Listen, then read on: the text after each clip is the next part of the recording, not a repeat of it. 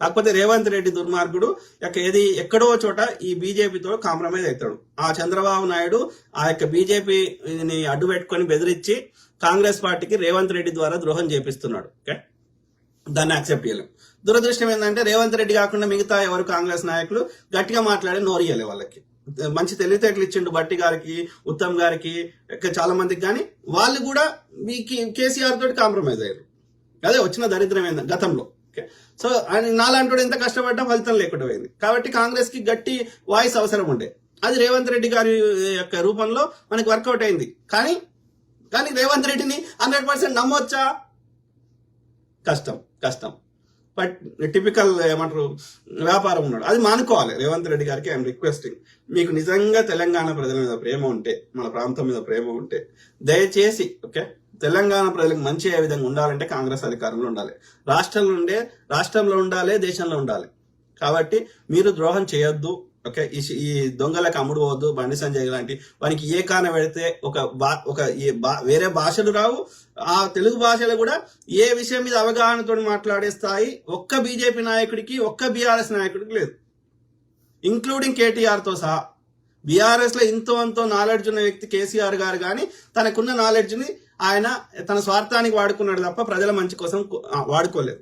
Okay, so కాబట్టి తెలంగాణ ప్రజలకు మంచి జరగాలంటే కాంగ్రెస్ ఉండాలి. కాంగ్రెస్ పర్ఫెక్టా?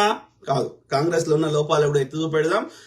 అందులో కూడా తినాల్సిన దానికంటే ఎక్కువ తిన్నా, చేయకపోతే వాళ్ళతో కొట్లాడి అయినా చేయించుకుందాం. వాడు చేస్తూ 10 అడిగితే 4 అన్నా నెరవేరుస్తాడు. ఉట్టి చేతితోడు పంపడు. ఓకే, కాంగ్రెస్. ఓకే, కాబట్టి వాని ఐడియాలజీ కరెక్ట్ ఉంది కాబట్టి వానికి మద్దతు ఇస్తున్నాం. ఓకే, అంతకుమించి లేదు.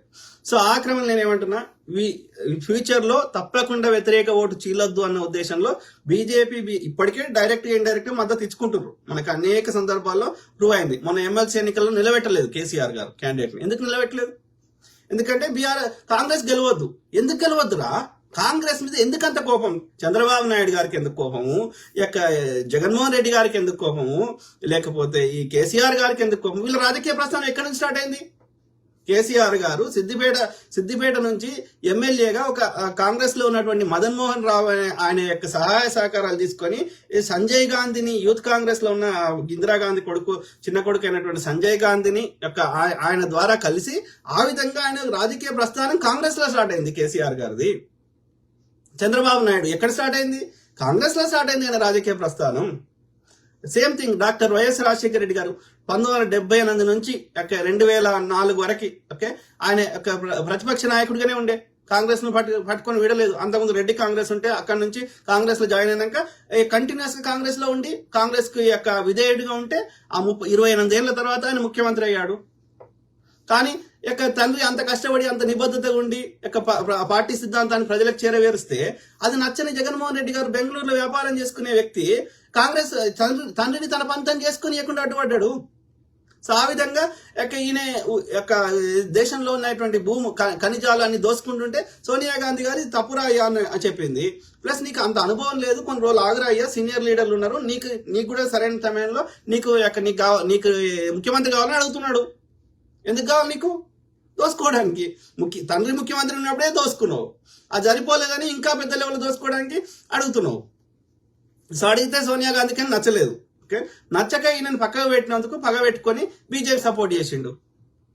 నేటికి చేస్తున్నాడు. నేటికి కూడా అధికారం పోయిన ఏ రాష్ట్రంలో కూడా 2 ప్రతిపక్ష పార్టీలు ఒకటే కేంద్రంలో ఉన్న ఒకటే పార్టీకి సపోర్ట్ చేయడం ఎక్కడా లేదు భూమి మీద, ఒక్క ఆంధ్రప్రదేశ్ లో తప్ప. అర్థమైందా? ఇప్పుడు చంద్రబాబు నాయుడు, జగన్మోహన్ రెడ్డి, వైసీపీ 2 గట్టి కొట్లాడినప్పుడు ఏం చేస్తారు? వీళ్ళిద్దరు శత్రువులు కాబట్టి రాష్ట్రంలో, కేంద్రంలో వాళ్ళు ఒక పక్షానికి ఒక పార్టీ సపోర్ట్ చేస్తే ఇంకో పక్షం ఇంకోటి చేస్తుంది. ఇప్పుడు ఎగ్జాంపుల్ తమిళనాడులో స్టాలిన్ గారు డిఎంకే కాంగ్రెస్ కి మద్దతు ఇస్తారు, యూపీఏ లేదా కాంగ్రెస్ కి, లెఫ్ట్ ఐడియాలజీకి. అదే అన్నా డిఎంకే ఉండే గతంలో జయలలిత, ఆమె బీజేపీతో ఇది చేసేది. ఇట్లా ఉంటది. ఏ రాష్ట్రం తీసుకున్నా ఇంచుమించు అదే పరిస్థితి. ఓకే, ఇప్పుడు యూపీలో బీజేపీ ఉంటుంది, దానికి ఆపోజిట్ లో సమాజ్వాదీ పార్టీ ఉంటుంది, సమాజ్వాదీ పార్టీ కాంగ్రెస్ తోటి ఉంటుంది. ఇట్లా ఉంటది. కానీ ఆంధ్రప్రదేశ్ లో 2 ప్రధాన పార్టీలు లేదా 3 పార్టీలు బీజేపీతో దోస్తీ చేస్తాయి. అంటే ఇది ఒక విచిత్రంగా లేదా? ఒక వింతగా లేదా? స్వతంత్రంగానే ఉండాలి. కానీ ఇప్పుడు కాంగ్రెస్ వాళ్ళకి నచ్చలేదు. ఎందుకు నచ్చలేదు అంటే కాంగ్రెస్ మీద కావాలని బురద వెళ్ళిరు. ఆంధ్రప్రదేశ్కి ఏదో నష్టం చేసిర్రు, ఆంధ్రప్రదేశ్ ఏదో దోసుకొచ్చి తెలంగాణలో పెట్టిర్రు, ఆంధ్రప్రదేశ్ విడగొట్టడం వల్ల ఆంధ్రప్రదేశ్ నష్టం జరిగింది. నా దృష్టిలో అయితే 1% నష్టం జరగలేదు. ఉమ్మడిగా ఉంటే ఏ అభివృద్ధి జరిగినా హైదరాబాద్ చుట్టూ జరిగేది, కానీ ఆంధ్రప్రదేశ్ లో ఒక్కటి అదనంగా వచ్చేది కాదు. ఇవాళ మెల్లమెల్లగా అమరావతి ఒక క్యాపిటల్ అవుతుంది, ఆంధ్రప్రదేశ్ కూడా అన్ని రాష్ట్రాలకి డెవలప్ అవుతుంది. సంతోషపడాలి. కానీ సమస్యకు పరిష్కారం చూపెట్టినాం, కానీ ఆంధ్రప్రదేశ్కి ఏం నష్టం చేసినాం? స్వతంత్రం వచ్చినప్పుడు 14 రాష్ట్రాలు ఉంటే ఇవాళ 28, 29, 28 అయినాయి. ఎట్లయినాయి? పంజాబ్ ఏది హర్యానా కలిసి ఉండే, అట్లనే మహారాష్ట్ర, గుజరాత్ కలిసి ఉండే. సో అట్లా చెప్పుకుంటూ పోతే ఇది మైసూరు రాజ్యం ఉండే కర్ణాటక. సో అట్లా చెప్పుకుంటూ పోతే చాలా ఉన్నాయి. కాబట్టి అనేక రాష్ట్రాలు చేసినప్పుడు ఒక సమస్యకు శాశ్వత పరిష్కారం దిశగా చేసినప్పుడు ఇప్పుడు ఆంధ్రప్రదేశ్ కూడా అన్ని రాష్ట్రాల లెక్క అభివృద్ధి జరుగుతుంది. సంతోషపడాలి. కానీ కాంగ్రెస్ మీద పగబెట్టుకోవడం వల్ల వచ్చేది ఏంది?